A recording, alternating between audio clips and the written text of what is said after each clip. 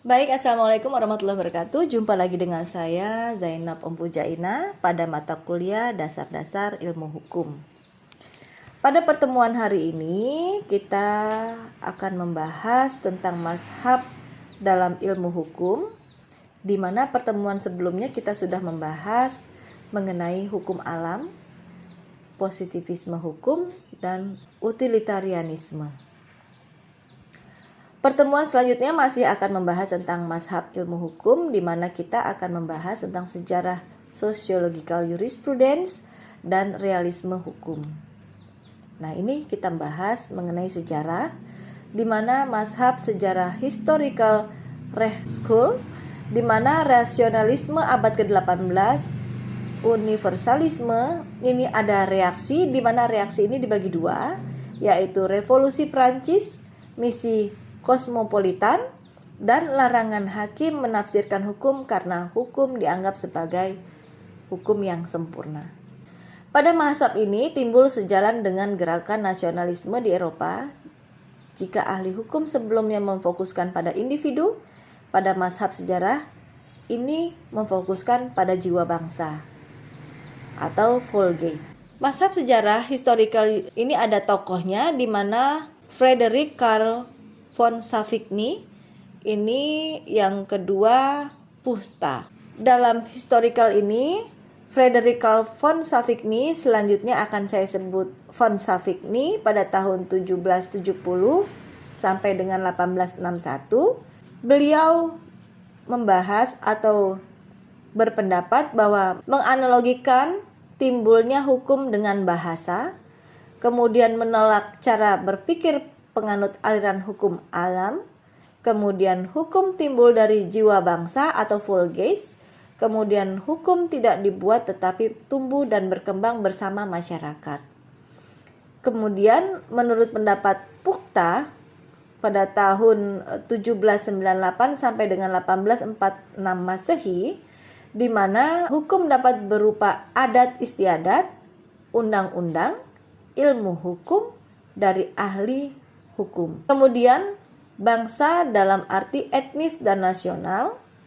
Kemudian keyakinan hukum yang hidup dalam jiwa bangsa harus disahkan melalui kehendak umum masyarakat oleh negara.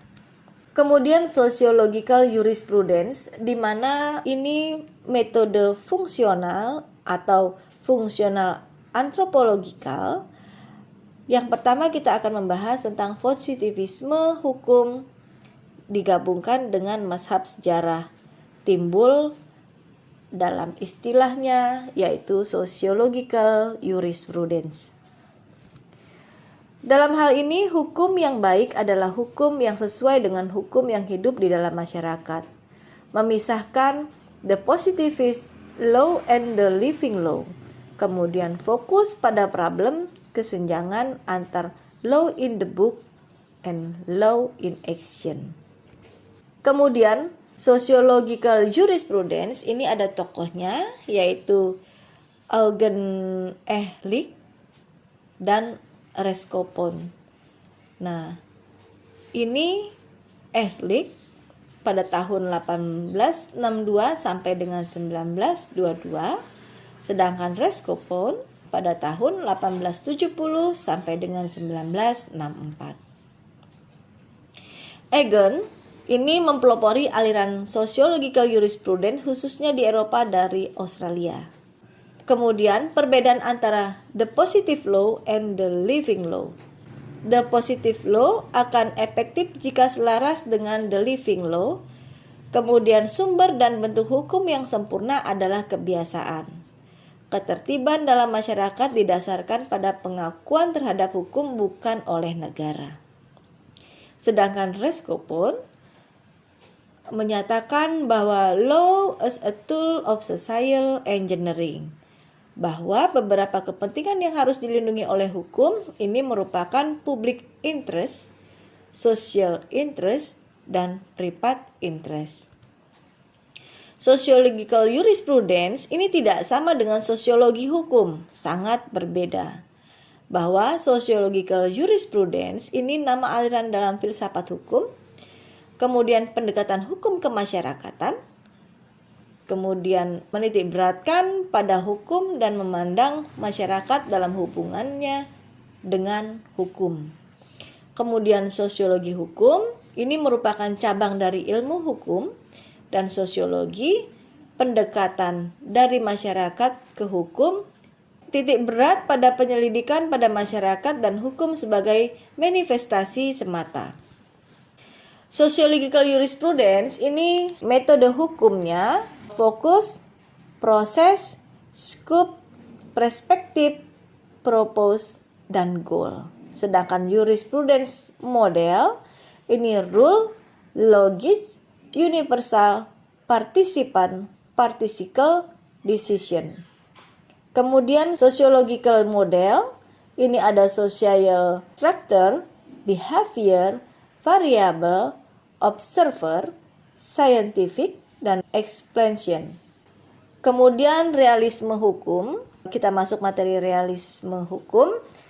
Ada yang menyebutnya sebagai positivisme hukum dan neopositivisme, dan bahkan sebagai aliran baru sebagai pragmatic legal realism.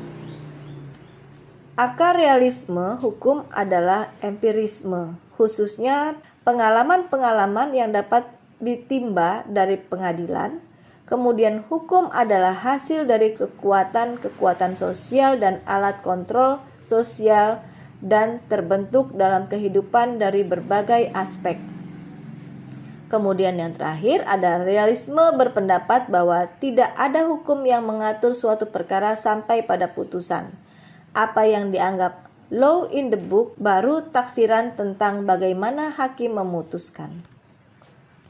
Ciri realisme hukum menurut Karl bahwa realism is not philosophy but the technology. What realism was and is a method, nothing more. Realisme adalah konsepsi hukum yang terus berubah dan alat untuk tujuan-tujuan sosial. Kemudian pemisahan sementara antara hukum yang ada yang seharusnya ada untuk tujuan-tujuan studi.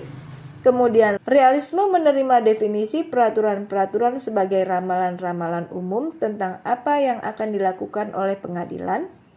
Dan yang terakhir, evaluasi setiap bagian dari hukum dengan mengingatkan akibatnya.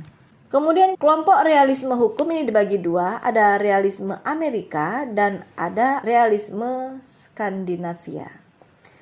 Realisme Amerika ini berasal dari praktik dan pengajaran, kemudian pengembangan dari ciri khas Anglo-Saxon untuk memperbaiki positivisme analitis pada abad ke-19 dalam praktik peradilan, dan fokus pada perilaku atau putusan hakim di pengadilan. Kemudian realisme Skandinavia ini merupakan pendekatan secara lebih abstrak dengan dasar pendidikan sebagai filosof, kemudian kritik atas falsafah atas dasar-dasar metafisis dari hukum, dan yang terakhir bercorak kontinental dalam pembahasan kritis. Dari apa yang saya sampaikan dapat saya tarik kesimpulan bahwa mazhab sejarah ini timbul sejalan dengan gerakan-gerakan nasionalisme di Eropa. Jika ahli hukum sebelumnya memfokuskan pada individu, mazhab sejarah pada jiwa bangsa, sedangkan sociological jurisprudence menitik beratkan pada hukum dan memandang masyarakat dalam hubungan dengan hukum. Sedangkan realisme hukum merupakan realisme yang berpendapat bahwa tidak ada hukum yang mengatur suatu perkara sampai pada putusan. Apa yang dianggap law in the book baru taksiran tentang bagaimana hakim memutuskan. Baik, sebelum saya tutup sedikit akan saya sampaikan tentang pertemuan selanjutnya yang akan membahas tentang pengembangan hukum, sosiologi hukum, antropologi hukum, dan sejarah hukum.